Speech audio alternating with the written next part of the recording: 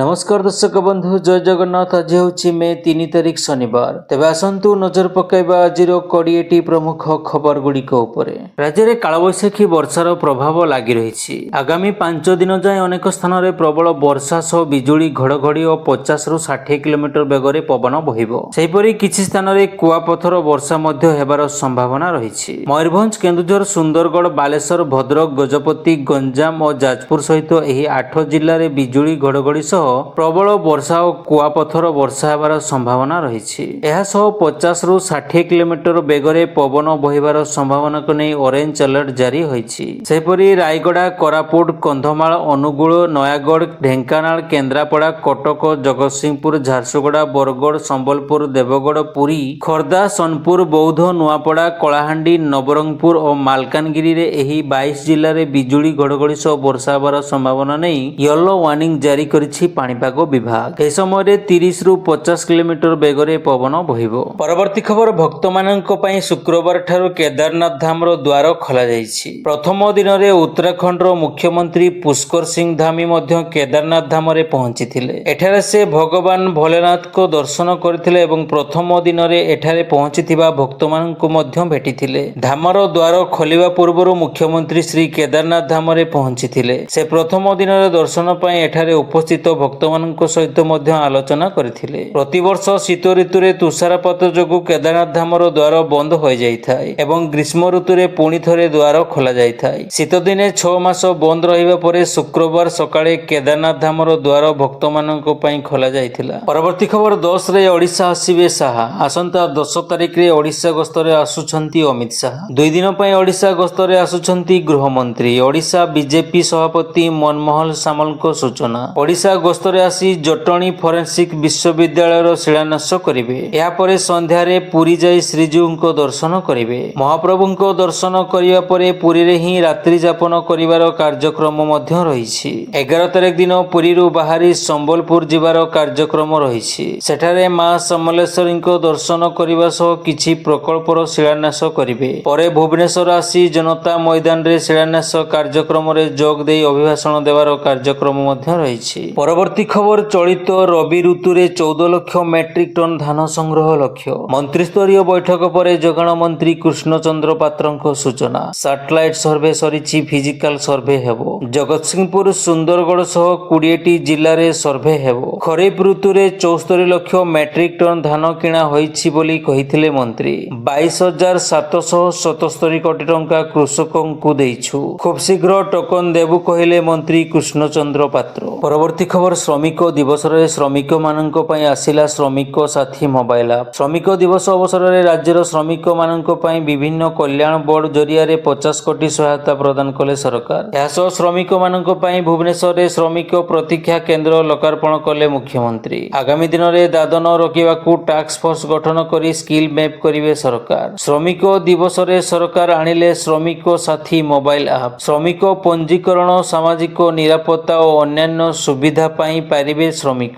श्रमिकों सुविधा पाई राज्यर विभिन्न सहर में बहुमुखी श्रमिक प्रतीक्षा केंद्र निर्माण करिवे सरकार। श्रमिक प्रसूति सहायता शिक्षा सहायता दुर्घटना जनित मृत्यु एवं अंत्येष्टि क्रिया पाई सहायता जोगाइबा व्यवस्था करा जाइछि। परवर्ती खबर भारत पाक युद्ध आशंका बढ़ुछि। जेकोसी परिस्थिति रे किछि भी होई पारे। एहारी भितरे ओडिशार 7टी संवेदनशील अंचल को चिन्हट करिछि गुइंदा विभाग। शत्रुर नजर एसबु अंचल उपरे पड़िथिबा कुहा जाइछि। फଳରେ एसबु अंचलर सुरक्षा व्यवस्था को हठात बढ़ाई दिया जाइछि। एबेठु बढ़िलाणी टेंशन। पाकिस्तान को पानी आकाशपथ बंद पर घनाउछि युद्ध आशंका। और एहारी भितरे ओडिशार 7 संवेदनशील स्थान उपरे पड़िछि नजर। सुरक्षा कर्मी नजर एबे सुनाबेड़ा मिग विमान कारखाना बड़माल गोलाबारुद कारखाना चांदीपुर क्षेपणास्त्र घाटी धामरा अब्दुल कलाम द्वीप अमरदा एयर गोपालपुर रेयर आर्थ लिमिटेड पुरी श्रीमंदिर। चारिबाटिया अंचल भी हाई सिक्योरिटी जोन रे रही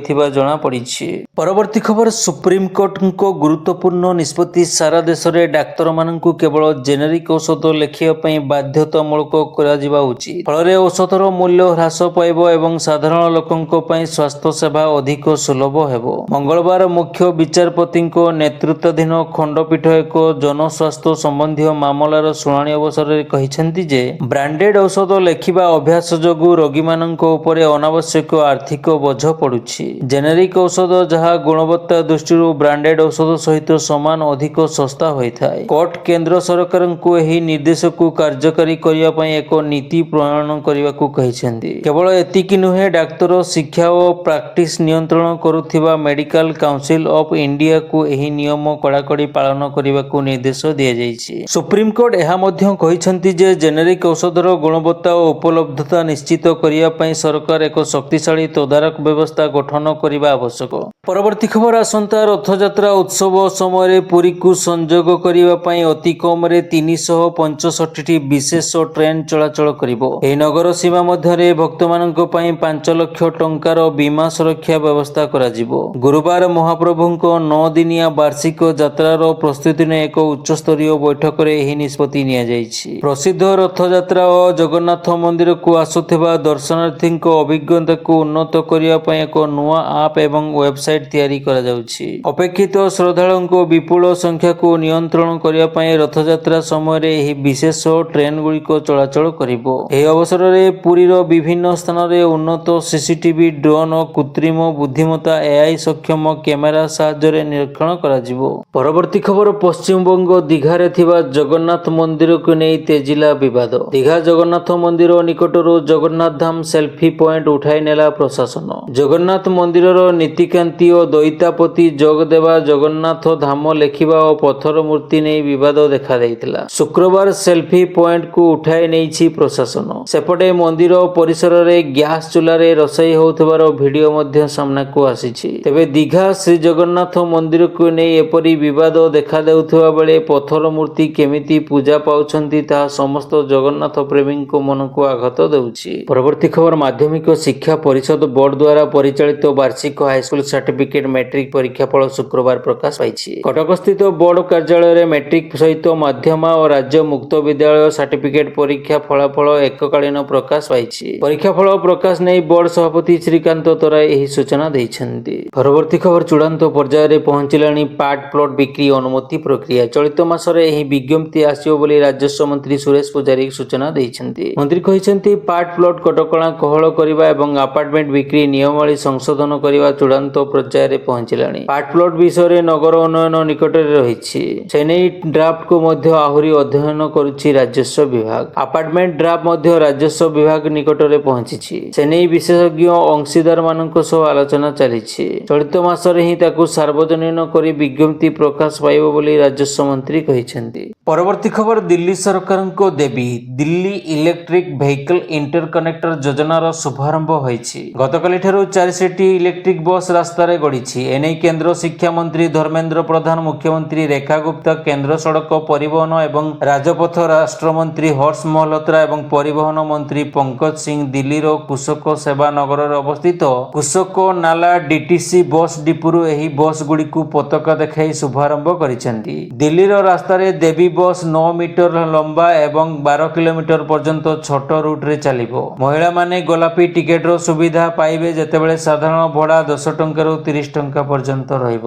ପରବର୍ତ୍ତୀ ଖବର 16ରୁ UPI ଟ୍ରାଞ୍ଜାକ୍ସନ ଆହୁରି ସହଜ ହେବାକୁ ଯାଉଛି। National payments corporation of India ଘୋଷଣା କରିଛି ଯେ ବିଭିନ୍ନ UPI ସେବାଗୁଡ଼ିକର ପ୍ରତିକ୍ରିୟା ସମୟ ହ୍ରାସ କରାଯିବ। ଏହି ପଦକ୍ଷେପର ଲକ୍ଷ୍ୟ ହେଉଛି ଉପଭୋକ୍ତାମାନଙ୍କୁ ଏକ ସୁଗମ ଏବଂ ତୁରନ୍ତ ପେମେଣ୍ଟ ଅଭିଜ୍ଞତା ପ୍ରଦାନ କରିବା। ପରବର୍ତ୍ତୀ ଖବର ରାଜ୍ୟରେ ବିମାନ ଚଳାଚଳ ଭିତ୍ତିଭୂମିଗୁଡ଼ିକୁ ସୁଦୃଢ଼ କରିବା ପାଇଁ ମୁଖ୍ୟମନ୍ତ୍ରୀ ମୋହନ ଚରଣ ମାଝୀ ଲୋକସେବା ଭବନର ବିମାନ ଚଳାଚଳ ଏବଂ ନେଟୱାର୍କ ନିର୍ମାଣ ପରିଚାଳନା ସମ୍ବନ୍ଧରେ ଆଲୋଚନା କରିଥିଲେ। ଏହି ବୈଠକରେ ପାରାଦୀପରେ ଏକ ଗ୍ରୀନଫିଲ୍ଡ ବିମାନ ବନ୍ଦର ପାଇଁ ଯୋଜନା ସମେତ ପୁରୀର ଶ୍ରୀଜଗନ୍ନାଥ ଅନ୍ତର୍ଜାତୀୟ ବିମାନ ବନ୍ଦର ବିକାଶ ଏବଂ ରାଉରକେଲା ବିମାନ ବନ୍ଦରର ଉନ୍ନତୀକରଣ ଉପରେ ଆଲୋଚନା ହୋଇଥିବା ବେଳେ ଆଞ୍ଚଳିକ ସହଯୋଗୀକରଣକୁ ବୃଦ୍ଧି କରିବା ପାଇଁ ଜୟପୁର, ଦାଣ୍ଡବସ, ରଙ୍ଗେଇଲୁଣ୍ଡା, ଗତମା, ସତୀଭତ୍ତା, ରାଇସୁଆଁ, ତୁଷରା, ଜମାଦାରପାଲି, ମାଲକାନଗିରି, ଅମରଦା ରୋଡ ଏବଂ ଉତ୍କେଲା ସମେତ ରାଜ୍ୟର ପ୍ରମୁଖ ବିମାନ ବନ୍ଦର ଗୁଡ଼ିକର ଉନ୍ନତିକରଣ ଉପରେ ଗୁରୁତ୍ୱାରୋପ କରାଯାଇଥିଲା।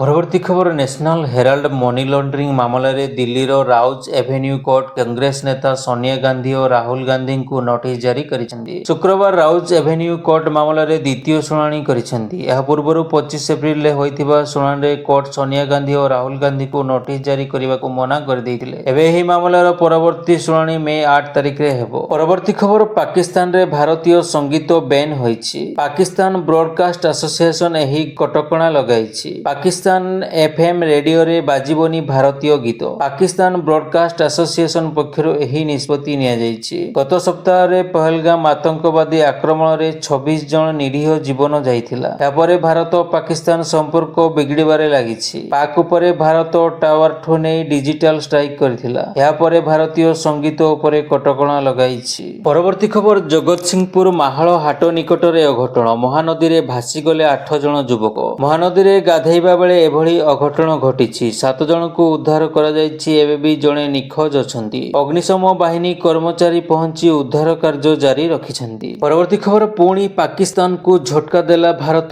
ଗୋଟେ ପରେ ଗୋଟେ ବଡ଼ ପଦକ୍ଷେପ ନେଉଛି ଭାରତ। ପୂର୍ବରୁ ପାକିସ୍ତାନର ଅନେକ ଚ୍ୟାନେଲ ଭାରତରେ ବ୍ୟାନ୍ କରାଯାଇଥିଲା। ଆଉ ଏବେ ସିଧା ପାକିସ୍ତାନ ପ୍ରଧାନମନ୍ତ୍ରୀଙ୍କ ୟୁଟ୍ୟୁବ ଚ୍ୟାନେଲକୁ ବ୍ଲକ୍ କରିଦେଲା ଭାରତ। ପାକିସ୍ତାନର ପ୍ରଧାନମନ୍ତ୍ରୀ ସେହବାଜ ସରିଫଙ୍କ ୟୁଟ୍ୟୁବ ଚ୍ୟାନେଲ ବ୍ଲକ୍। ସରିଫଙ୍କ ଅଫିସିଆଲ ୟୁଟ୍ୟୁବ ଚ୍ୟାନେଲ ବ୍ଲକ୍ କଲା ଭାରତ। ପହଲଗାମ ଆତଙ୍କବାଦୀ ହାମଲାକୁ ନେଇ ଭାରତର ସାଇବର ଆଟାକ୍। ଚ୍ୟାନେଲଟିକୁ ଯଦି ଏବେ ଯାଏ ସବସ୍କ୍ରାଇବ କରିନାହାନ୍ତି ତେବେ ସବସ୍କ୍ରାଇବ କରି ପାଖରେ ଥିବା ଅଲ୍ ବେଲ୍ ନୋଟିଫିକେସନ ଆଇକନଟିକୁ ଦବାଇ ଦିଅନ୍ତୁ। ଯାହାଫଳରେ ପ୍ରତ୍ୟେକ ଦିନ ଖବରଗୁଡ଼ିକୁ ସମ୍ପୂର୍ଣ୍ଣ ଦେଖିଥିବାରୁ ଆପଣଙ୍କୁ ବହୁତ ବହୁତ ଧନ୍ୟବାଦ।